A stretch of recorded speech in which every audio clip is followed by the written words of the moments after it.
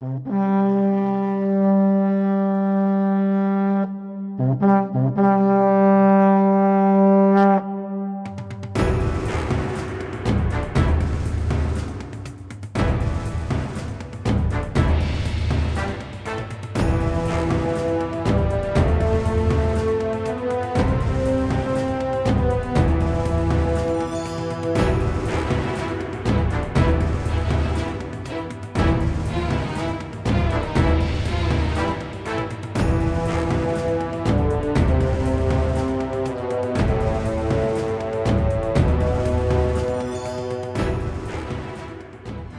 राज विच अनेकां ही बहादुर नितड़क योद्धे होए ने जिन्हां जंग दे मैदान विच तेगां चला जिथे वैरियां दे मूँह भन्ने तां उत्थे ही आउण वालीआं पीढ़ियां दे लई मिसाल भी बन गए।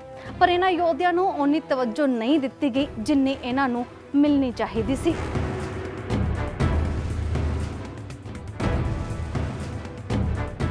अजिहे ही महान योद्धे शाम सिंह अटारीवाला दे इतिहास तो जाणू करवाउण दे लई आओ तुहानूं लै चलदे हां उन्हां दे पिंड अटारी अते दिखाउंदे हां सदियां पुराना उन्हां दा किला अते हवेली।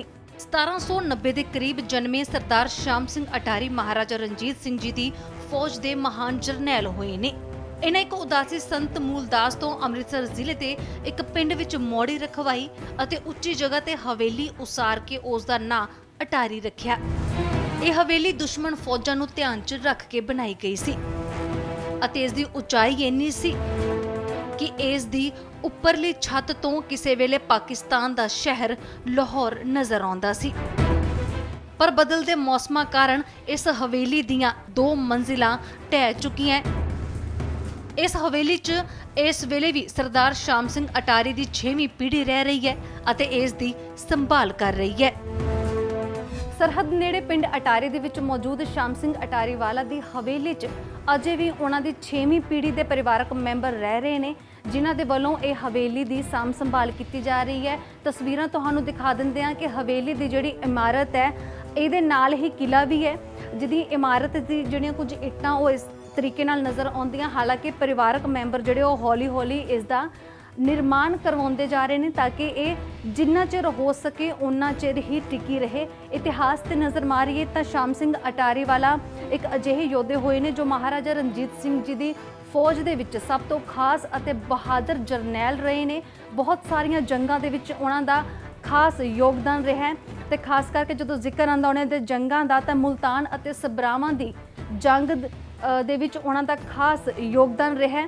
इतिहासकार जो इस दा बयान करते हैं तो मुल्तान की जंग का इस कदर बयान करते हैं कि जो मुल्तान दे विच वैरियां दे नाल जंग हो रही सी तां उत्थे एक तोप जिहड़ी आ ओह अमृतसर तो ले जाई गई अते जिहड़ी अमृतसर तो तोप ले जाएगी उहदा एक पहिया जंग के मैदान दे विच टुट जाता है। तो इतिहासकार उसका बयान कुछ इस तरह करता है कि जो पहिया तोप दे नालों वख हो जाता है तो उत्थे सिंह आपस दे विच इस करके बहस कर रहे सन कि सब तो पहला पहिए दे थां ते मोढा वो खुद लगाणगे। तो जो सारे मोढा लगाउंदे ने ते हर एक गोले दे नाल एक सिंह नाल दी नाल शहीद हो रहा है। तो उस वेले उस लड़ाई दे विच शाम सिंह अटारीवाला भी शामिल सन।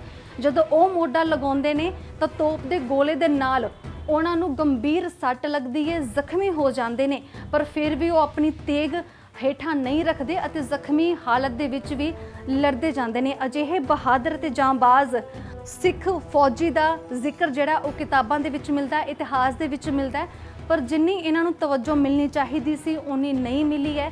हवेली उन्हां दी इस पिंड दे विच मौजूद है क्योंकि जदों वो इत्थे आके रहे ने ते आख्या जांदा कि इस पिंड का नाम भी उन्हां दे नां तो ही पिया अते हवेली ते किला सानूं अज भी इस हालत दे विच नज़र आउंदे ने।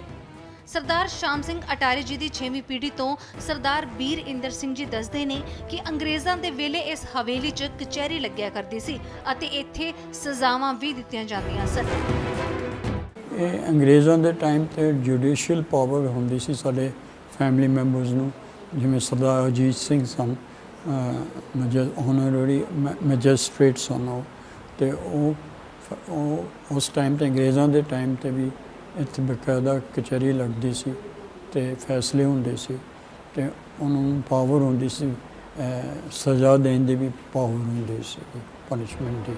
ਉਹਨਾਂ ਕਿਹਾ ਹੈ ਕਿ ਭਾਰਤ ਦੇ ਨਾਲੋਂ ਜ਼ਿਆਦਾ ਬਾਹਰਲੇ ਮੁਲਕਾਂ ਦੇ ਵਿੱਚ ਗੋਰਿਆਂ ਵੱਲੋਂ ਸਰਦਾਰ ਸ਼ਾਮ ਸਿੰਘ ਅਟਾਰੀ ਜੀ ਦੀ ਬਹਾਦਰੀ ਦਾ ਵਧੇਰੇ ਸਨਮਾਨ ਕੀਤਾ ਜਾਂਦਾ ਹੈ।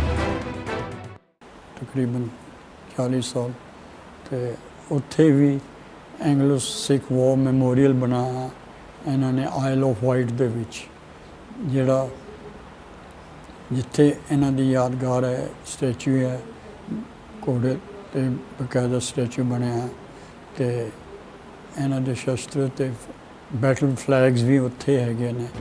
ਉਹਨਾਂ ਇਹ ਵੀ ਮੰਨਿਆ ਕਿ ਭਾਰਤ ਦੇ ਲੋਕਾਂ ਨੂੰ ਇਹਨਾਂ ਹੀਰੋਜ਼ ਬਾਰੇ ਦੱਸਣ ਦੇ ਲਈ ਸਕੂਲਾਂ 'ਚ ਪੜ੍ਹਾਇਆ ਜਾਣਾ ਬਹੁਤ ਜ਼ਰੂਰੀ ਹੈ। ਹੁਣ ਜਿਹੜੀ ਪ੍ਰੈਜ਼ੈਂਟ ਜਨਰੇਸ਼ਨ ਹੈ, ਮੈਂ ਇਹ ਚਾਹੁੰਦਾ ਕਿ ਵੀ ਸਕੂਲਾਂ 'ਚ ਬਕਾਇਦਾ ਇੱਕ ਸਿਲੇਬਸ ਚੈਪਟਰ ਇਹਨਾਂ ਦੇ ਬਾਰੇ ਹੋਣਾ ਚਾਹੀਦਾ, ਜਨਰਲ ਸਾਹਿਬ ਬਾਰੇ, ਤਾਂ ਕਿ ਨਵੀਂ ਜਨਰੇਸ਼ਨ ਨੂੰ ਵੀ ਪਤਾ ਲੱਗੇ।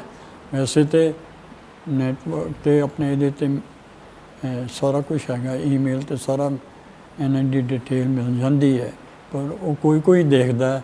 ਪਰ ਜੇ ਕਿਤੇ ਸਕੂਲਾਂ ਦੇ ਵਿੱਚ ਕੀਤਾ ਜਾਏ, ਉਹਦੇ ਨਾਲ ਉਹਨਾਂ ਨੂੰ ਬਚਪਨ ਤੋਂ ਪਤਾ ਲੱਗਣਾ ਸ਼ੁਰੂ ਹੋ ਜਾਏ ਨਵੀਂ ਜਨਰੇਸ਼ਨ ਨੂੰ, ਤੇ ਉਹਦੇ ਨਾਲ ਜ਼ਿਆਦਾ ਜਾਗਰਤੀ ਆਊਗੀ ਉਹਨਾਂ 'ਚ।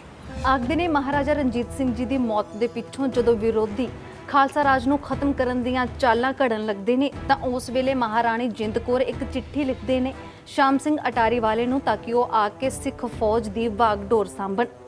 ਇਸ ਤੋਂ ਬਾਅਦ ਜਦੋਂ ਚਿੱਠੀ ਪੜ੍ਹਦੇ ਨੇ ਤਾਂ ਸ਼ਾਮ ਸਿੰਘ ਅਟਾਰੀ ਵਾਲਾ ਉਸੇ ਵੇਲੇ ਹੀ ਆਪਣੀ ਤੇਗ ਚੁੱਕਦੇ ਨੇ ਅਤੇ ਪਹੁੰਚ ਜਾਂਦੇ ਨੇ ਸਬਰਾਵਾਂ ਦੇ ਜੰਗ ਦੇ ਮੈਦਾਨ ਵਿੱਚ।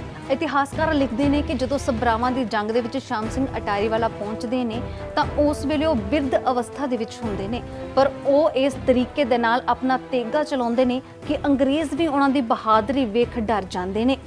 ਹਾਲਾਂਕਿ ਇਸ ਜੰਗ ਦੇ ਵਿੱਚ 7 ਗੋਲੀਆਂ ਲੱਗਣ ਕਰਕੇ ਬਾਬਾ ਜੀ ਸ਼ਹੀਦ ਹੋ ਜਾਂਦੇ ਨੇ, ਪਰ ਆਖਦੇ ਨੇ ਕਿ ਜਦੋਂ ਸ਼ਹੀਦ ਹੁੰਦੇ ਨੇ ਤਾਂ ਅੰਗਰੇਜ਼ ਉਹਨਾਂ ਨੂੰ ਖੁਦ ਸਲਾਮ ਕਰਦੇ ਨੇ।